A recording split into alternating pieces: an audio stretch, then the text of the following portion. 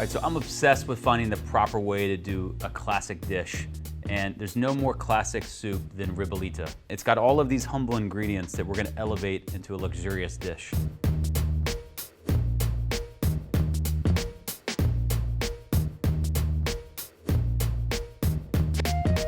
So Ribollita is just a simple bean and bread soup. And sofrito, which is the foundation of flavor for this, sofrito is made with onions, with celery, and with carrots.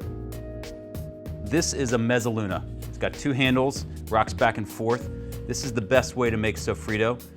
You're going from surface area of this big onion to something this fine, and that is the foundation of flavor here.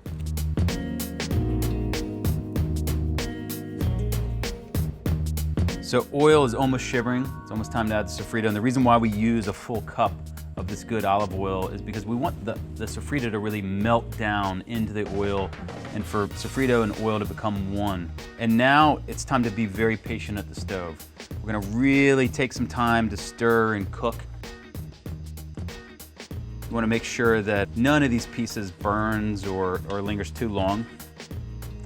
This version of Ribollita comes from Adam Leonti of Leonti Restaurant in the Upper West Side of New York City.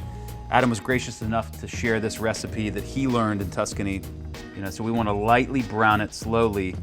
And so you're going to start to hear it sizzle a little bit faster. And we're going to stir a little faster now too. We're basically making a tomato white wine jam.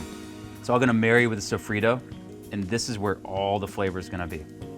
We've concentrated all of that sofrito and the tomatoes and the wine down, and now we're rehydrating it with water. We're adding our kale. The quality of the bread is super important. Go to your local baker, get a nice boulet or miche. Save your Parmesan rinds. This is a great chef trick.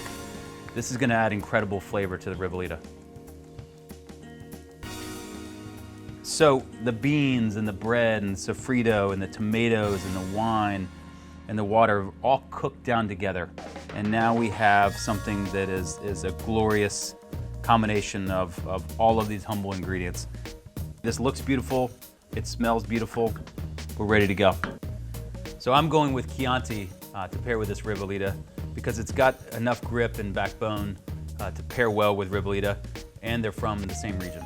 So Chef Adam Leonti serves his Ribollita in fancy china from Tuscany.